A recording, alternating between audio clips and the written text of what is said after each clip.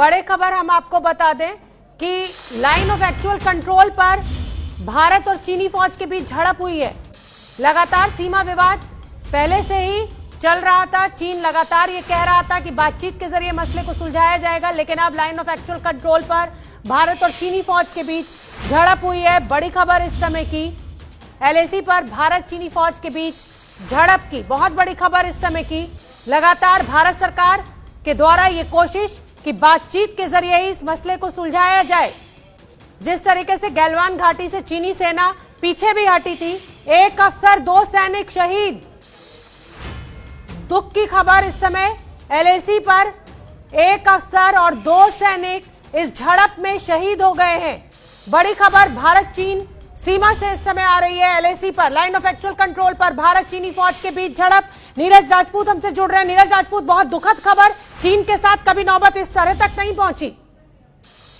बिल्कुल, आपने ठीक कहा है कि जो झड़प हुई है उसमें 3 जो है भारतीय जो सैनिक हैं वो शहीद हो गए हैं चीन के साथ। और ये शायद पहली घटना ऐसी होगी जब पिछले 40-45 साल में जब भारत और चीन की सीमा पर इस तरह की झड़प हुई है, चीनी सेना से हुई है, जिसमें एक अफसर, ये भारतीय सेना की तरफ से आधिकारिक बयान आया है जिसमें कहा गया है कि जब ये डिस्कलेशन की तरह चल रही थी उस वक्त ये झड़प हुई है भारत और चीन के सैनिकों के बीच में, जिसमें एक ऑफिसर जो है वो उनकी डेथ हुई है और साथ ही 2 सैनिक उनकी डेथ हुई है।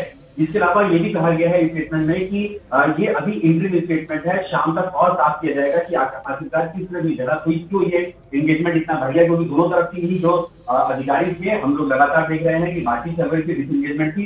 लेकिन ये जो जानकारी मिली है सूचना, ये बताया जा रहा है कि ये हो सकता है पैंगोंग त्सो लेक से हुई है जहां पर ये झड़प हुई, जिसमें 3 ठीक है नीरज, आप बने रहिए मेरे साथ। प्रणय उपाध्याय भी मेरे सहयोगी मुझसे जुड़ रहे हैं। प्रणय उपाध्याय, बहुत बड़ी खबर है क्योंकि चीन के साथ झड़प में एक अधिकारी और 2 जवानों का शहीद हो जाना कहीं ना कहीं टेंशन को बढ़ावा देना है।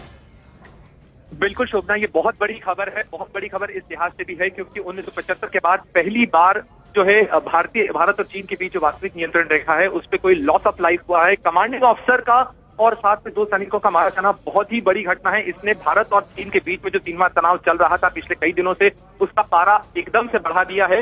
हालांकि आधिकारिक बयान में भारतीय सेना की तरफ से कहा गया है कि तनाव को घटाने के लिए दोनों देशों के सैन्य अधिकारियों के बीच में बातचीत हो रही है, लेकिन जिस तरीके का गतिरोध पिछले कुछ दिनों से नजर आ रहा था, फेस ऑफ की सिचुएशन थी, इसने एक तरीके से कहा जाए कि अगली टर्न ले लिया है इस घटना के बाद से। क्योंकि यही कहा जाता था भारत और चीन की तरफ से अभी तक कि दोनों देश जो है संबंधों को तनाव पूर्ण न हो, इसके लिए प्रयास कर रहे हैं। और ये कामयाबी की तरह से माना जाता था कि इस पे गोली नहीं चली है 1975 के बाद से। और जो प्रणय, आपसे ये भी जानना चाहेंगे, इस समय क्या चीनी सेना का भी कोई नुकसान भारतीय सेना के द्वारा किया गया है? जिस तरीके से हमारे कमांडिंग ऑफिसर की डेथ हुई है और 2 जवानों की, कुछ उस पर आपके पास खबर? इस बारे में आधिकारिक बयान चीनी सेना की तरफ से नहीं आया है। भारतीय सेना ने भी फिलहाल इस बारे में आधिकारिक रूप से कुछ नहीं कहा है, लेकिन निश्चित रूप से गोलीबारी अगर हुई है दोनों तरफ से तो कुछ नुकसान चीनी सेना को भी जरूर उठाना पड़ा होगा। लेकिन इस बारे में क्योंकि ये मामला संवेदनशील है, इस मामले के अंदर आधिकारिक बयान का इंतजार किया जाना चाहिए। भारतीय सेना ने जरूर ये इस बात को स्वीकार किया है कि जो चाइनीज गोलीबारी थी उसके अंदर एक कमांडिंग ऑफिसर और जो 2 सैनिक हैं वो शहीद हुए हैं।